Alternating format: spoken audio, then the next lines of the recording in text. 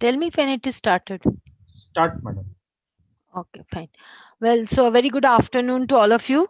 So just because there were a number of questions in the last class and the time was over, I could not answer a number of them. So therefore, I have decided for a second interaction session today.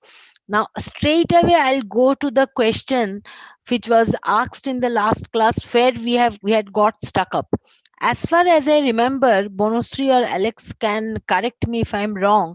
The question was that when I have a mixture of water and water vapor, then in, or rather suppose there is steam and there is some amount of water in the steam, then in that case, as per Gibbs phase rule, we get F equals to 1. But in that case, to completely specify the state of the system, we actually need either pressure or temperature, one of them. Along with that, we need quality, which is the proportion of the vapor in the two phase mixture, in order to completely specify the state of the system. So therefore, as far as I remember, the question was that if that is the case, then why is F equal to 1 for a liquid vapor mixture? Am I correct? Is the person who had asked the question, he's there, Bonusri? No, ma'am. He's not there. Then there is no point. I Was don't it? know. Four people are watching. Among them, he may be there or not. Oh, you do not know that? Yes, ma'am. Eh, mere chhe. Then who can know that? Nobody, ma'am. Actually, until he post anything in the forum, So then that's you correct. just ask him that if he's there, he should just write that yes, I am there. Who was the person? Any about? Do you remember, Bonusri? Yes, ma'am. Mohan. Mohan, are you there? If you're there, just write down a yes on the YouTube post.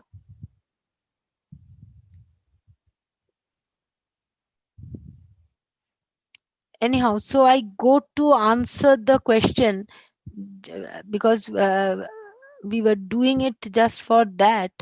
So this is the question.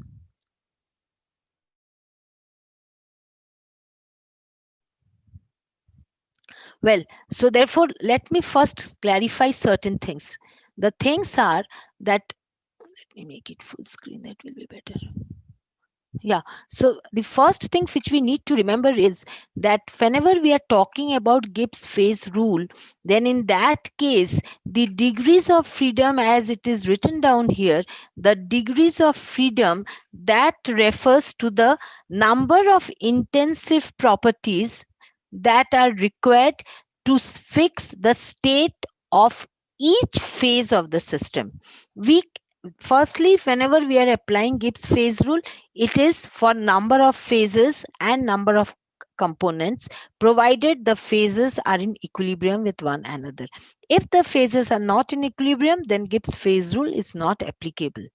Next thing which you need to remember is that it is applicable for the number of intensive independent properties that must be fixed. So it does not it does not relate to the extensive properties of the system. It just relates to the number of independent properties of the system that must be fixed in order to fix the state of each phase of the system. This is something very important, that Gibbs phase rules tells us what are the minimum number of properties that are needed in order to completely specify the state of each phase of the system when the different phases are in equilibrium. It does not tell you that, it does not give you the minimum number of properties that are needed to fix up the state of the mixture. This is something which you need to remember. This is something very important, as a result of which the confusion started the last day. See, when we say that for water or for any particular pure component, we have, say, pure component in two phases, then in that case, we get from Gibbs phase rule F equals to 1. What does it imply? It implies that for this particular system, there are two phases. In order to completely specify the state of each particular phase, the minimum number of properties that we require is one. So, therefore, either we specify the temperature or we specify the pressure. Moment we specify any one of them, the state of the liquid phase, the state of the vapor phase, these two states get specified.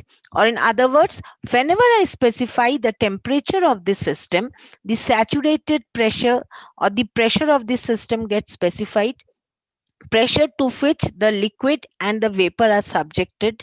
The saturated vapor volume, saturated liquid volume gets specified. Saturated specific enthalpy saturate of the liquid and the vapor, they get specified. Saturated specific entropy of the two phases get specified. The saturated internal energy, Gibbs free energy, all sorts of specific properties for the two phases separately get specified. But Gibbs phase rule does not tell us anything about the proportion of the two phases or the size of the two phases. It does not specify that the total mixture is a 1 kg mixture or a 1000 kg mixture. It does not specify whether the vapor and the liquid amount are in the ratio of 3 is to 1 or 2 is to 1 or 1 is to 1 or whatever it is. It just tells that moment one particular property is specified, immediately all the other properties for the two phases separately get specified, provided the two phases are in equilibrium. Please remember that quality of the two phase mixture, this is the proportion of the two phases. Gibbs phase rule says nothing about the total amount of the mixture or the system. It does not tell us anything about the proportion of the different phases in the system. It just tells us the minimum number of properties that are required to specify each particular the state of each particular phase of the system. Is this clear to you? So therefore, from this particular case, what do we get? From this particular thing, we get that, just a minute.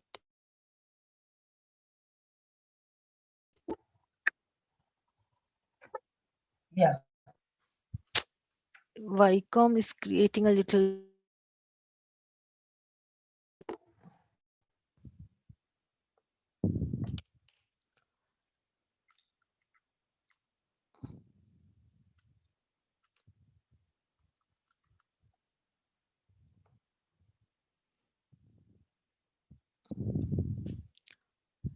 So therefore, what it means is that,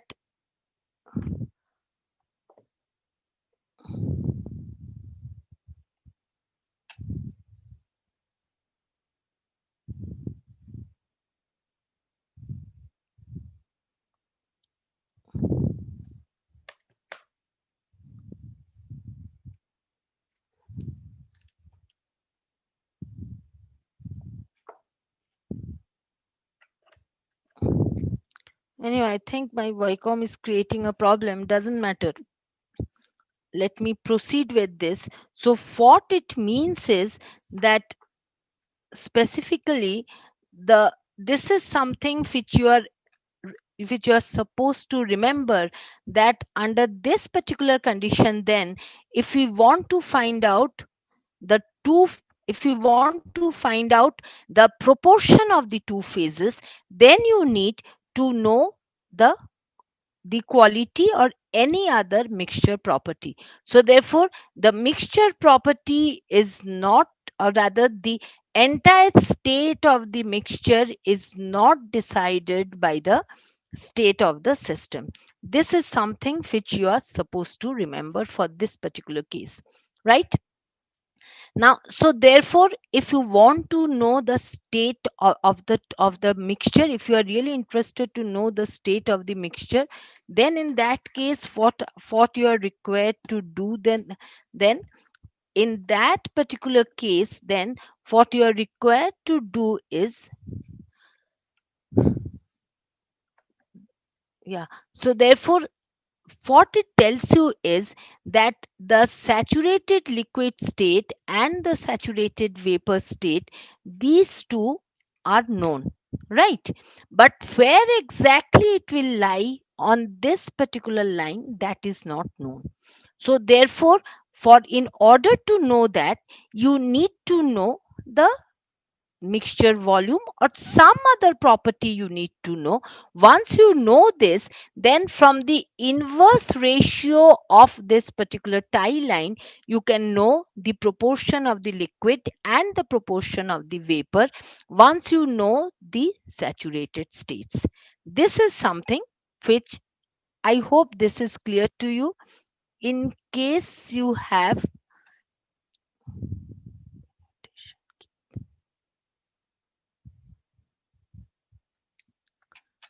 yeah, so therefore, in case you have any other doubts on this particular matter, then we can.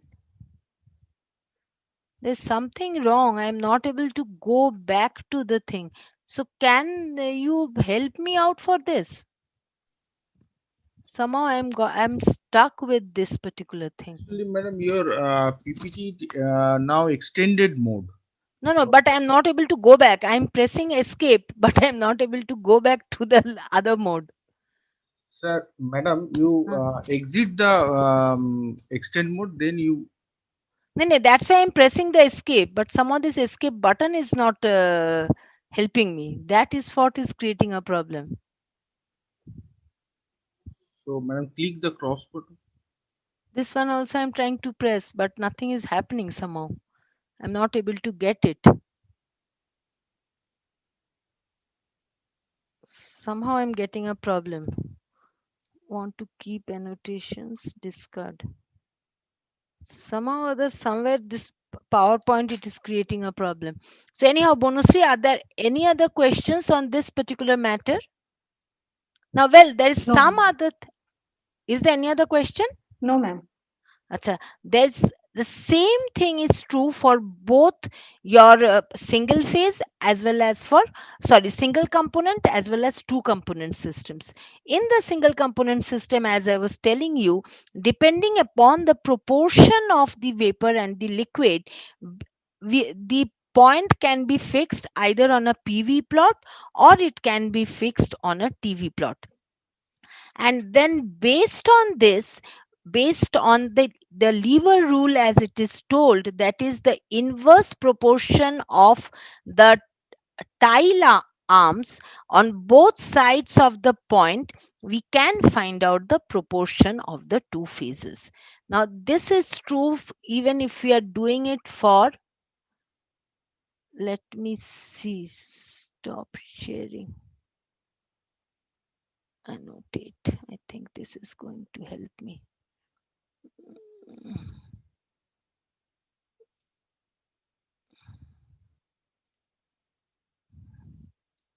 Now can I do it? Yeah. No, now also I cannot do it. Anyhow, doesn't matter. There is some problem I do not know. Something is happening.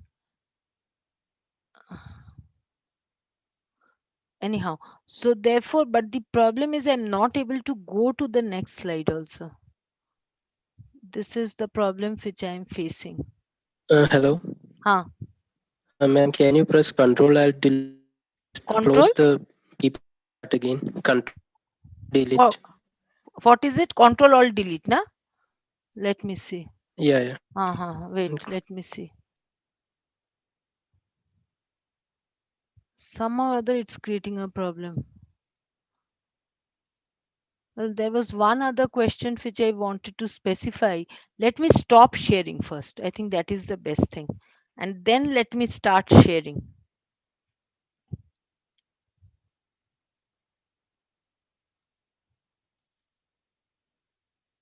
But why am I not able to?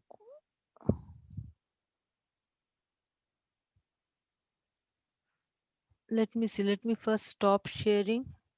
Then let me go to this part. Recap.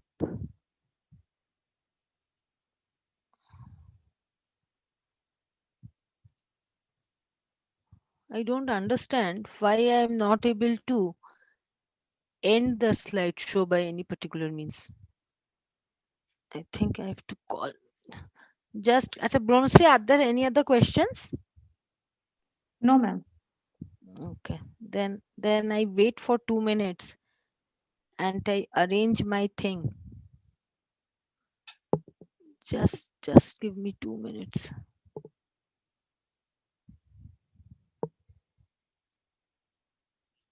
তাড়াতাড়ি আয় আমার ঘরে। There's some problem somewhere. Acha, you cannot see my screen now, isn't it? Yes, yes, ma'am. আচ্ছা, just give me 2 minutes, then let me just arrange. কি হয়েছে, আমার আটকে গেছে, তাড়াতাড়ি তাড়াতাড়ি এত এটা করতে পারছি না কিছুতে, এটা কি বন্ধ করতে পারছি না, কিচ্ছু করতে পারছি না, যাই না, তাড়াতাড়ি করে দে। আরে ওখানে করলে এখানে আসছে, এটা কি একটা এসছে, এটা আমি কিছু করতে পারছি। want to keep your annotations, keep করে দে। ও, তারপরে দেখ চলে যাচ্ছে, এটাই তোমার প্রবলেম হচ্ছে। এই দুটো তো আমার ইয়ে হচ্ছে না, সেই থেকে তো স্টার্টটা হলো ঝামেলাটা। কি করবো দেখ না। আরে এই জিনিসটা তো এখানে আসবে রে বাবা, এইটা শেয়ার হচ্ছে। আরে এখানে তো পেনে দেখাবো কিছু জিনিসগুলো, শেয়ার করতে পারছি না। আরে এখানেই তো লিখবো, তুই শেয়ারটা করে দে না। সেটা তো নর্মালি হয়ে যায়, এটা হচ্ছে না কেন আমি বুঝতে পারছি না। হ্যাঁ, বন্ধ করে দে তাহলে। এই তো, না না এটা চাইছি না, এটা হলে আমি লিখতে পারবো না এখানটায়। ছিল না তো, এখানে তো আসছে না জিনিসটা, এই যে এখানে আসছে না। হ্যাঁ এবার পেরেছি, যা এবার ঠিক আছে, এবার আমার মনে হচ্ছে আই ক্যান ডু ইট। রিভিউটা কোথায়, রিভিউটা, তারপরে পেন কোথায়, নেই তো রে বাবু, এটা হয়নি, এটা কোনো কারণে প্রচুর লুজ হয়ে গেছে, শেয়ার হচ্ছে না। কি আমাকে এক্ষুনি বন্ধ করে দিতে হবে, এটা শেয়ার হচ্ছে না কিছুতে। এই যে শেয়ার হলে এখানে তো পেন ফেন গুলো আসতো না, দেখ তো পেনটা আসছে কিনা, আসছে না, ওটা শেয়ার হচ্ছে না। হয়তো ঠিক আছে ঠিক আছে, যা। ওখানে আবার নেই কেন, তুই দাঁড়িয়ে থাক, আমি করে ফেলি আগে। Well, so if there are no other questions, দাঁড়া, this is the one, না? There is one question. Yeah. Acha, first tell me one thing, Alex. Are you able to see? Ere, is my screen Yeah, is my screen shared? yeah. It is shared. Acha. So therefore you can see recap too, isn't it? Yeah. Yeah. তাহলে এখানেই করি, ওইটা আর করতে পারবো না। ঠিক আছে। আচ্ছা, yeah, now Alex, you can put the question. Yeah. Acha, one more thing, let me tell you, this was one of the question, and there was one other question regarding equilibrium. So let me take up this question, and then I'll discuss the types of equilibrium which was asked in the last class. Yes, Alex, continue. Yes, Alex. Alex. Hello. Yeah. Hello. Alex. Yeah. I read it out right now. Yeah. In the thermodynamic coordinate, we reversible process as solid line and the reverse process as a dotted line. So is it or not? Once more. Who is Dynamic coordinate diagram, reverse process just a minute, as Alex, solid someone is line. calling you. It's not me, it's someone else. Yeah.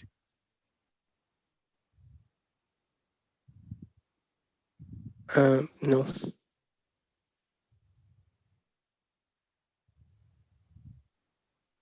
Oh. Hello.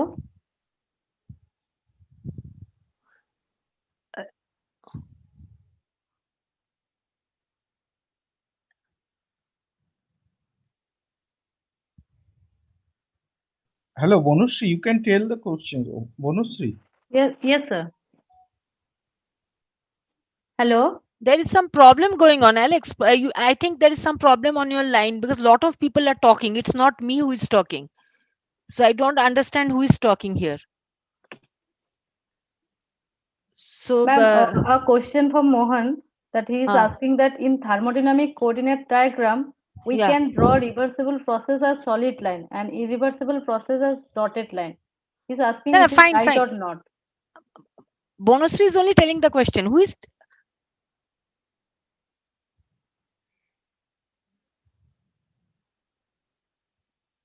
but anyhow, the thing is, I've understood the question, and can I now go?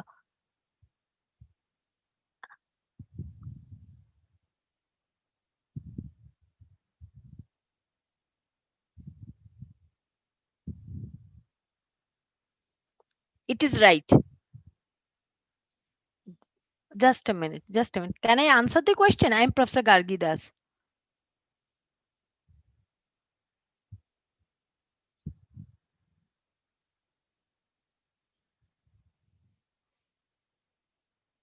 I don't understand what is happening. Is that anyhow? I'll proceed. Acha, so Hello. yeah. I think you have to mute YouTube. Oh, so I'll just close YouTube. Is this fine then? Yes, ma'am. Acha. Yeah. Yeah. So therefore, let me give you the answer. It is perfectly right. So let me tell you. Suppose you are having any particular diagram. Okay. Suppose, for example, in this particular case, if we go to the কি এলো রে বাবা? Yeah. S- Can you see my screen? Yes, ma'am. Acha. So in this particular, see what you wanted to know, that suppose we go to the next. Here suppose we have, sorry, somewhere somehow this is creating a problem anyhow. So therefore, I don't know what is happening today.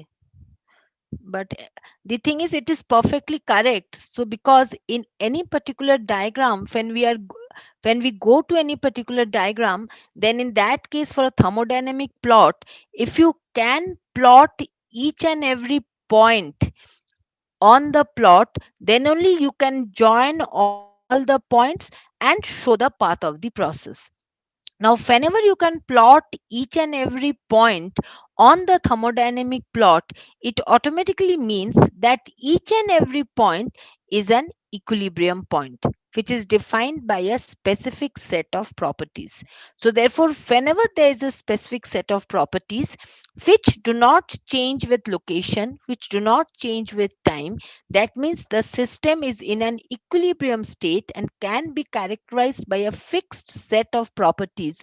Under that conditions, we can we can locate the point on a thermodynamic plot. Now, whenever we are drawing any plot, and for that particular suppose the system is going from state A to state B through any particular path. Now, if every single point on the path is an equilibrium state, then that can be specified on the thermodynamic plot. Now, if every point of the path can be specified on a thermodynamic diagram, then naturally we can join all the points and we can trace the path. So, therefore, when every single point on a path can be specified and it is an equilibrium, it is a point, rather it specifies any particular state under equilibrium conditions. So therefore, for such a state, when a path is such that every single state of the system, which is when the state is undergoing a change from state A to state B, if every single point that it crosses is an equilibrium point, then for every point the path can be reversed, or in other words, then under that condition, for every single point, we can revert the change by just reversing the condition.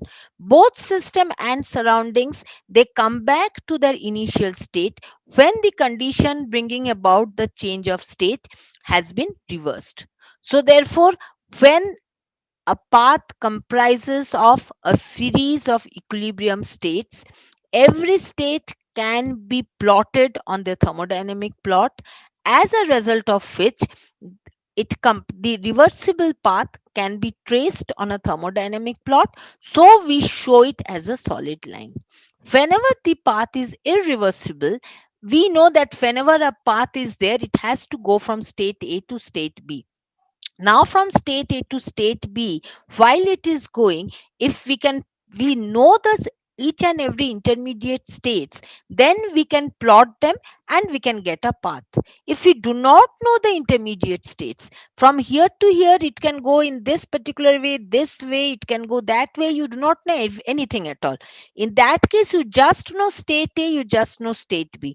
Therefore we specify state A and state B, since we do not know how it is going. So that particular intermediate state, we show it by dotted lines, because we really do not know how it is going from state A to state B. Now when you have to do any thermodynamic calculation, say the amount of heat which is involved in a process, say the amount of work which is happening in that process, when you have to compute certain things, then unless you know the path, you cannot do it. Because if it is a PV plot on which you are plotting, then the area under the curve from state 1 to state 2, the path which follows, unless you know it, you do not know the area under the curve. And if you cannot compute the area under the curve, you cannot find out the work done. If I try to specify the plots on a TS plot, say, then from state A to state B, if you do not know the path, then in that case you cannot compute the heat interactions between the system and the surroundings as it goes from state A to state B. So therefore, if you want to compute energy changes which take place between the system and the surroundings, when the system changes from state A to state B, then in that case you can do this only for a reversible process. So for thermodynamic calculations, we always assume all processes to be reversible, and in reality we are fully aware that none of the processes are reversible. So what we do, we assume the processes to be reversible and we trace the path of the process, and then we find out the area under the curve when the system was going from state A to state B, and this gives you the maximum amount of work that can be obtained from the process, or the minimum amount of work that is required to be given to the system if it has to go from state A to state B. Right? We know that in reality, the amount of work that you will get out of the system will be much less than the amount of work that you have calculated, assuming a reversible process. So therefore, to account for this particular difference for every particular practical process, we define a efficiency. Higher the efficiency, the closer we are to the ideal situation, and the scope of improvement is lesser.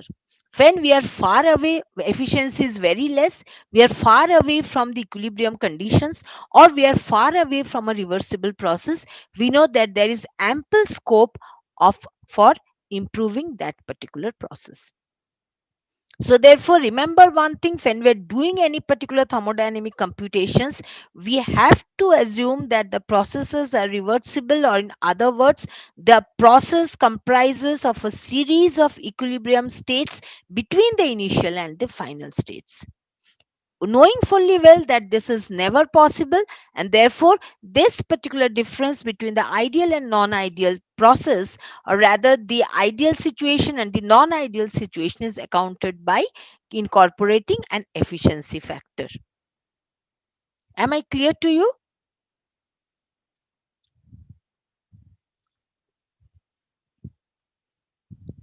Bonusri and Alex, can you hear me? Yes, ma'am. Okay. Are there any other questions? Yeah, yeah. Yeah. Till now not. I see. Acha, there was one other thing which Mohan had asked the other day. So therefore, I would like to specify that it was regarding the equilibrium conditions, right? Now, in this particular case, let me tell you that just like mechanics, a system can undergo a stable equilibrium, unstable equilibrium, metastable equilibrium, and a neutral equilibrium. What is a stable equilibrium? Stable equilibrium means whenever it is perturbed, it comes back to its original state. Right. So, therefore, that automatically implies that suppose a system is perturbed from its initial state, then definitely it does not undergo a spontaneous process. If it would have undergone a spontaneous process, then it would have immediately gone from state A to state B.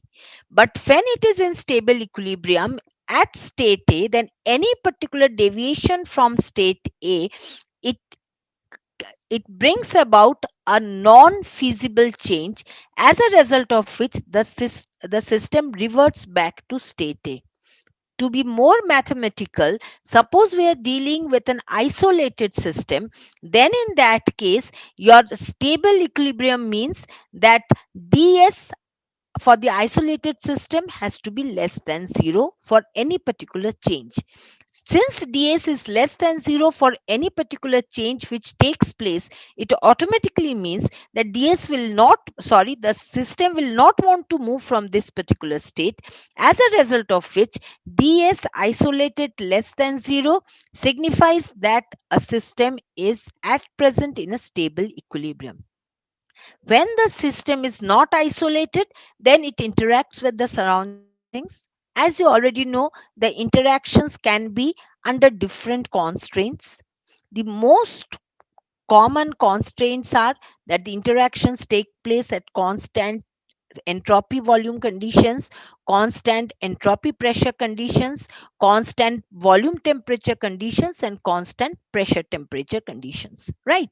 Out of which it's mostly we deal with processes which occur under constant pressure temperature conditions, and processes which occur under constant volume temperature conditions are less common. But these are the two types of processes that we encounter. So for these type of processes, when a system is in a stable equilibrium, it means that the Gibbs free energy change for any deviation of the system from its stable equilibrium state will result in a higher Gibbs free energy, or in other words, dgpt has to be greater than 0, or DAPT has to be greater than 0 for a system to be in a stable equilibrium state. Now, all the states generally that we deal in thermodynamics are stable equilibrium states. Now, when is a system in a neutral equilibrium state? When suppose the system is slightly deviated from its initial state, it moves to the next equilibrium state, but it is this particular change is not accompanied by any change of the parameters. What I mean is, if it is an isolated system and that particular system is in neutral equilibrium, then when it is deviated from its original state, it moves to the new state with ds isolated equal to 0. Or in other words, if the system is interacting with the surroundings under constant temperature pressure conditions and the system is in neutral equilibrium, it means that for any change of state from its original state, dgpt equals to 0 or datv equals to 0. The classical example from thermodynamics is phase change. Suppose you have a liquid under its saturated condition and you slightly perturb it by applying some amount of heat. Immediately the system it moves from the saturated liquid state to either a liquid vapor mixture or maybe a saturated vapor state. So it has moved, but this particular change of state occurs with dgpt equals to 0, or if it is an isolated system, ds isolated equals to 0. Now suppose unstable equilibrium. What does it mean? It means that under this particular condition, the criterion is such that it exhibits neither an extremum nor a constant for any particular possible change of the state from its original state. That means this it is under your unstable equilibrium when it is extremely prone to spontaneous changes, or in other words, when your dgtp is less than 0 or ds isolated is greater than 0. The classical example from thermodynamics is a superheated liquid above its boiling point, a subcooled vapor below its boiling point. It may be a subcooled liquid below its melting point. Okay, all these things, they are examples of unstable equilibrium states, because moment they are perturbed a little amount in by whatever means, we find that it immediately reverts back and comes back to a stable equilibrium state. There's one other equilibrium state, which is the metastable equilibrium state, which means that it is stable to small disturbances, but it is unstable to large disturbances. A classical example will be a reacting mixture which is kept under a not very favorable conditions of reaction. For example, you have got a hydrogen oxygen mixture. Just if you keep a hydrogen gas and oxygen gas in any particular cylinder, you find that they are fine, they are coexisting. But remember, they are in a metastable state. Moment you insert a small amount of a spark in that particular container, immediately the mixture explodes and we get water. So therefore, these particular situations, these are under metastable states. They are not under your stable equilibrium, or they are not under unstable equilibrium. They appear to be under stable equilibrium because the change which that takes place under, or rather it takes place at a very slow pace, which cannot be discerned. So therefore, these states are metastable states whenever they are perturbed by some particular amount, not very small amount, by a larger amount, they move off to the more stable state. So these are metastable equilibrium states. Is it clear to all of you? Ma'am, there is a question Mhm. that Mohan is asking that we have to specify one independent intensive property to fix the state of the system of two-phase system. But Wait. Two phase single component. Yes. we need dryness fraction to fix the composition property. Is it right or not? Yes, it is right. Let me tell you, Mohan, the thing is that you need, from Gibbs phase rule, for a single component two phase system, you need one particular property in order to specify the state of the liquid phase and the state of the vapor phase. Bonusri, can you see my slide? Is it visible? Bonusri, is my slide visible to you? Yes, ma'am. Fine. So therefore, Mohan, you can very well see that here I have written it down that the number of intensive properties, they must be specified to fix the state of a system for each phase. So therefore, whenever you fix up the temperature, all other properties get fixed for the liquid phase, all other properties get fixed for the vapor phase, but all properties for the total mixture does not get fixed. This is something you have to remember. So if you have to fix the state of the total mixture, you require some other property. When it is a single component, then definitely you need either quality or you need any particular intensive mixture property. It can be specific volume or molar enthalpy, molar entropy, molar internal energy, something, molar Gibbs energy, something you need if you have to fix up the total property of the mixture, right? Same thing for the two phase system also. For the two phase system also, if you can go to the txy diagram, then in that case you can see that for the txy diagram, you can very well see that the txy or the pxy diagram, they completely specify the state of the liquid phase, they completely specify the state of the vapor phase. In other words, suppose I can fix up temperature and composition in the liquid phase, the pressure and the composition in the vapor phase are fixed, but please remember the proportion of liquid and vapor are not fixed. So for finding out the proportion of liquid and vapor, we need a material balance and a component balance. With that help, if we know the composition, we can find out the proportion of the liquid and vapor. So therefore, remember one thing: for specifying the properties or the state of the total mixture, the additional property that we need, apart from the properties that are specified by Gibbs phase rule, is the amount of the two phases or the amount of the phases coexisting in equilibrium, or maybe the proportion of the phases coexisting in equilibrium, or maybe the total amount. Something you need if you want to specify the total state of the system, right? But for each particular phase, for each phase in equilibrium with its surroundings, for that particular phase, the minimum number of intensive variables that you need to fix the state of each phase, that is given by Gibbs phase rule. Another question, ma'am. Yes, please. Enthalpy is function of pressure and temperature for single component and single phase system. And so intermolecular energy is function of volume and temperature. What about other system? Can you repeat it, this one, Bonusri, once? If you can repeat it. What was it?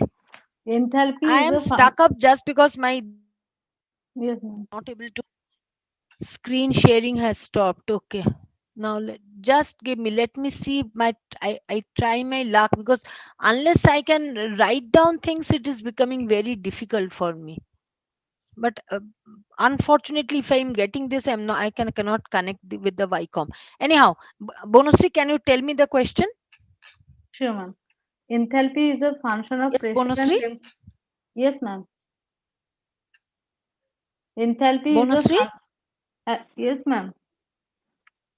Hello, hello. Bonusri, can you tell me the question? Yes, ma'am. Enthalpy is function of pressure and temperature for single component and single phase system.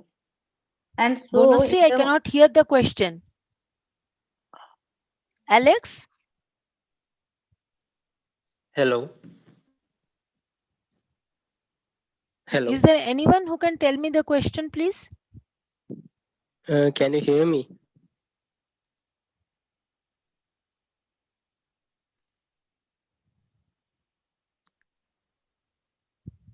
Hello. hello, ma'am. Hello,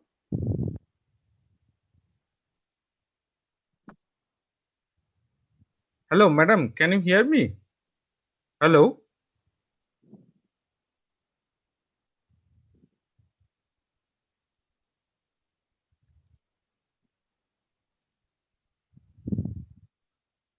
hello. It's like, there's some problem, I believe, because I'm not able to hear anything. Can anyone help me out with this?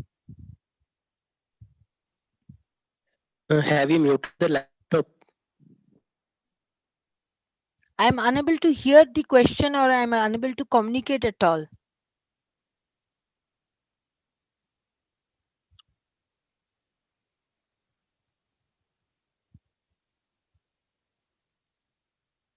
If anybody can help me out, please. Madam, please check.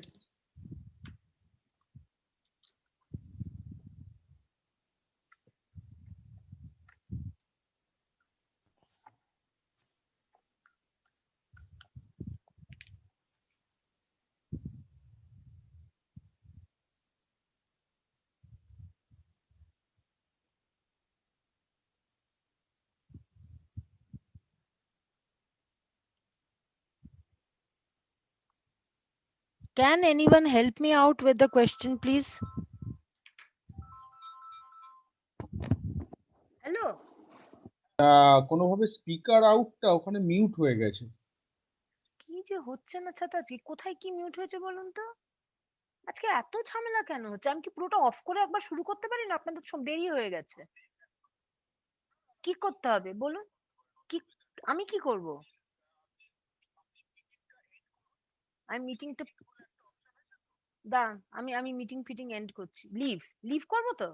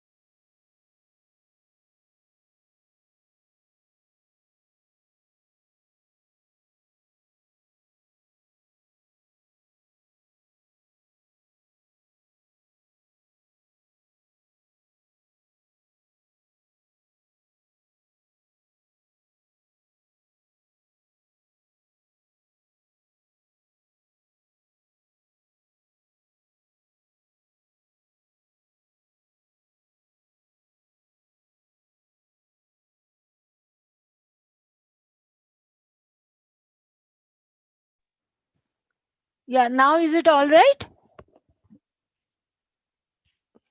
Can hey Hello. Bubu? Yeah. Yes, ma'am. Yes. Now can you tell me the question? Yeah, Yeah. Bonusri or Alex, somebody Uh, please hurry up. For a Yeah. single component and for a Actually, single component and single phase system. wait. Slowly. Hello. Alex, repeat, Alex. For a single component and single phase system, Single component, single phase. enthalpy Yes. is a function of pressure. Single Enthalpy component, is a single function phase. of pressure and temperature. Perfect. Huh. Yes, Alex. For a single component and single phase system, Yeah. enthalpy is a function of pressure and temperature. Yeah. So, intermolecular energy is a function of volume and temperature. Intermolecular energy. What does it mean? Anyhow, I assume that it is the internal energy. Fine. It's a function of volume and temperature. Yeah. Okay. Then So, what is the case with other systems? other systems means two-phase systems if they mean. Then in that case, let me tell you, suppose I do not know exactly what the question means. I assume that the question means that if it is if C equals to 1, P equals to 1, then in that case your enthalpy is a function of pressure and temperature. Now here I would like to clarify, enthalpy moment it is a single component and single phase system, enthalpy is can be specified by specifying any two properties of the system. Just give me 1 minute. Alex, now can you see the screen? Yes, ma'am. Fine. So therefore, see, for example, in this particular case, if you see, when the system is here or when the system is here, it does not matter. The system is a function of any two properties of the system, any two properties. Now remember one thing, these two properties, usually we specify them as pressure and temperature just because of the fact that it is easy to control pressure and temperature. But it does not mean that these are the only two properties which can be specified, right? But mostly what we do, I think this is the question, that usually dH is expressed in terms of dt and dp. And then under that condition, we express du in terms of dt and dv. Possibly that is the thing. Now, when it is for a two-phase single component system, naturally one particular property can be specified.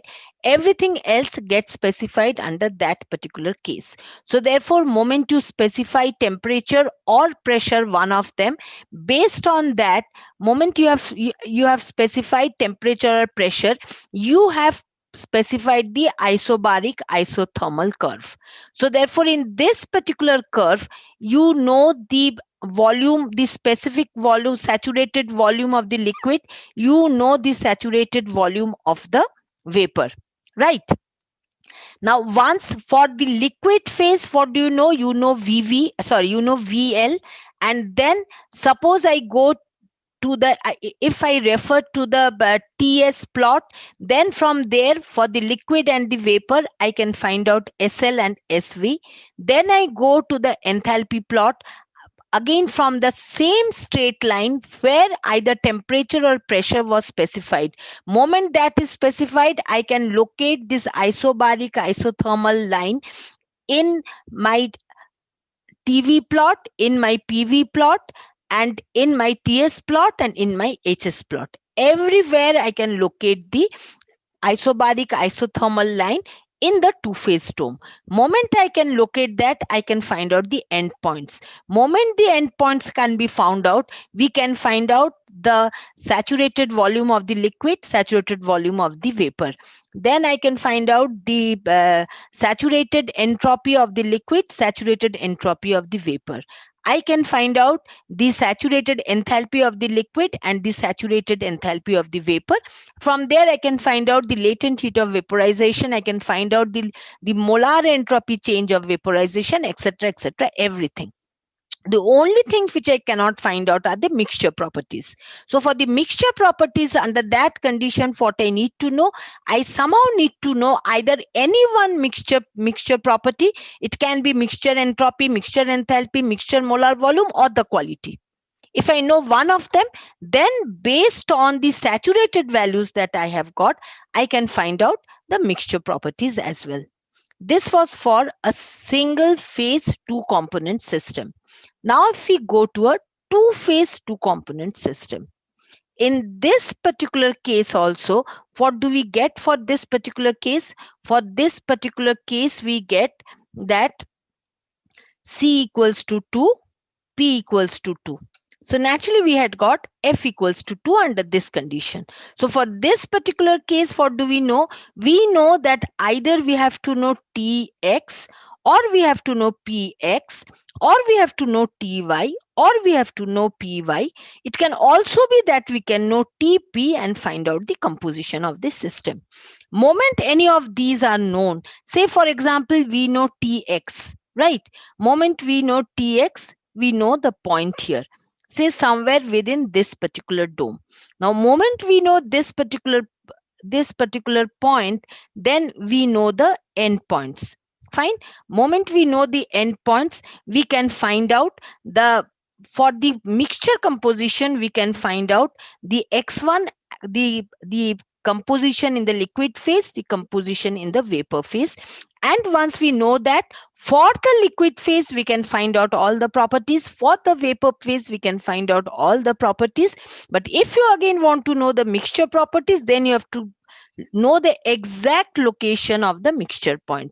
Once you can know the exact location, then again from inverse lever rule, you can find from these two proportions, you can find out the proportion of the vapor and liquid, and from that you can find out the total mixture properties.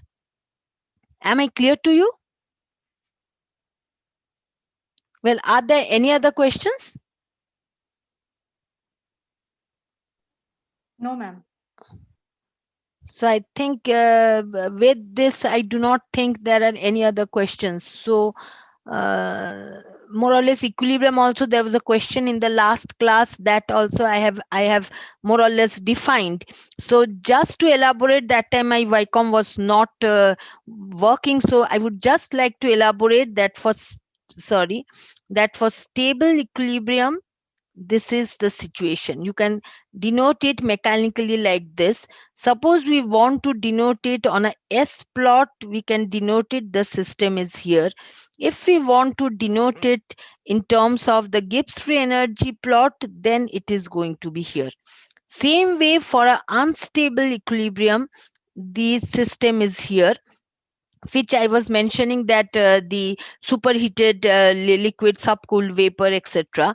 If you want to plot it on a S plot or if you want to plot it on a G plot, then in this case, the system is here. And in this case, the system is here. For a neutral equilibrium, it is specifically this, it can go on rolling, its equilibrium state does not change. And so therefore, if you're plotting with a S plot, we find that the system is here. If you're plotting with a G plot, we find that the system remains here. And for a metastable equilibrium, it is sort of a thing that the system is here. If it is slightly perturbed, it comes back. If it's perturbed more, then it changes over. If you want to show it on an entropic plot, then actually it is somewhere here. So given any condition, it would like to rise up here. On a Gibbs free energy plot, if you see, it is somewhere here. So given the least opportunity, it would like to come to its stable equilibrium state. So I think this part was a question. This refers to phase change situations. This refers to reacting mixtures when the proper reaction conditions are not available. This refers to totally unstable states, just I have mentioned, and this is the actual state with which we are dealing when we deal with your equilibrium problems, the normal equilibrium problems in thermodynamics. So any other questions, please? Yes, ma'am. Yes, That please. generally we define kinetic energy as half mv square. Hey, Mauritius, yeah. This is not Then thermodynamics. Anyhow, let's continue. Yeah. then what about the kinetic energy where the fluid flow through the moving control volume? If we take the relative velocity there. Firstly, it's not thermodynamics, but anyhow, I'll try. If I can understand the question, I'll try to answer. What is the question? Can you repeat once more, Bonusri? Yes, ma'am.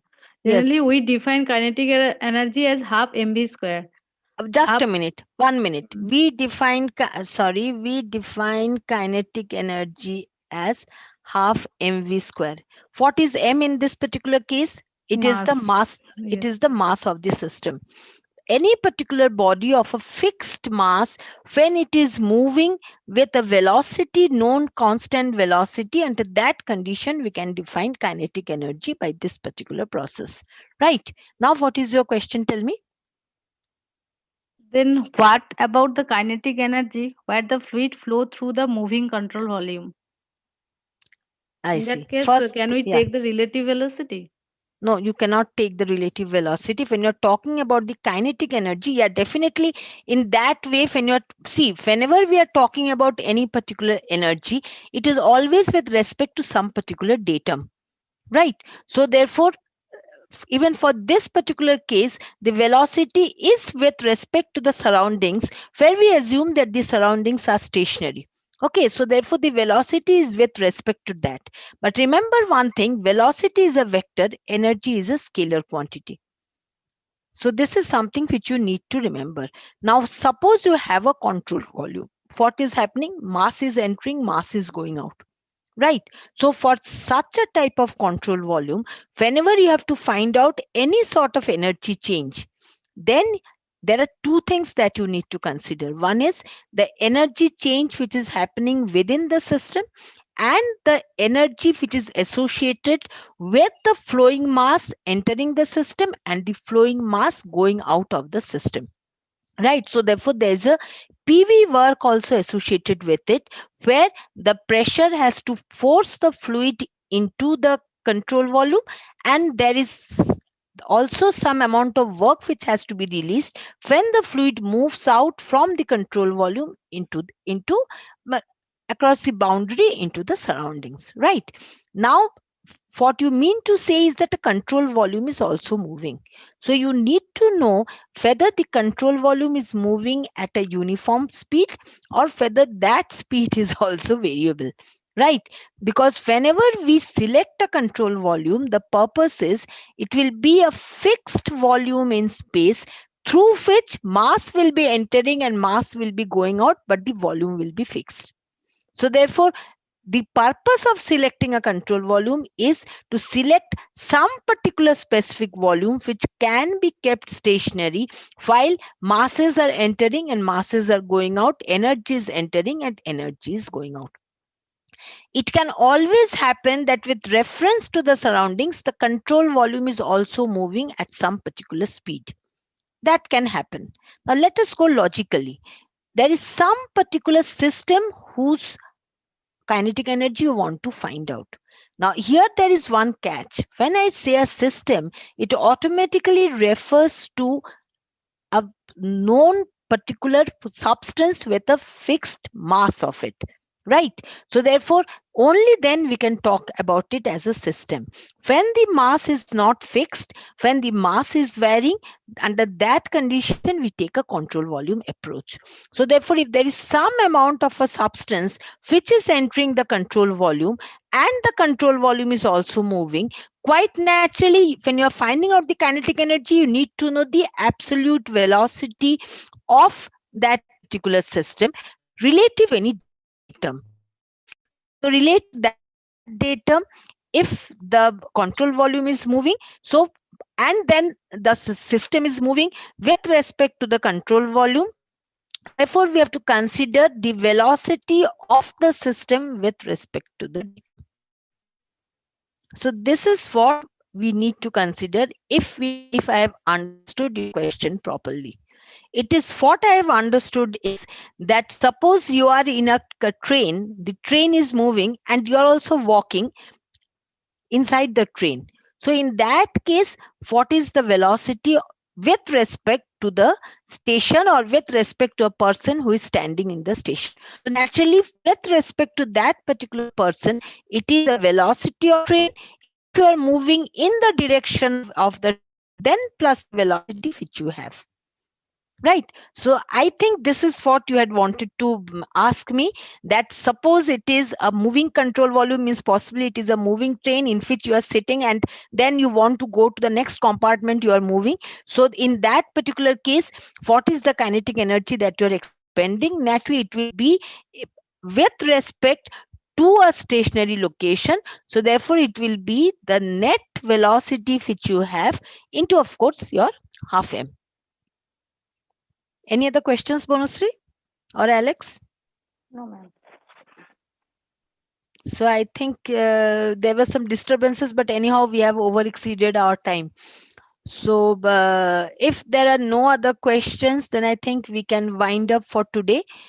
And in case you are having any other questions, you can feel free to post it on the site so that the TAs can see, and then we can address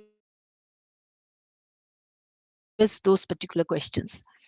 So I think then in that case, see, these things I had prepared, but I think that since there are no doubts, so we'll not go for all these things.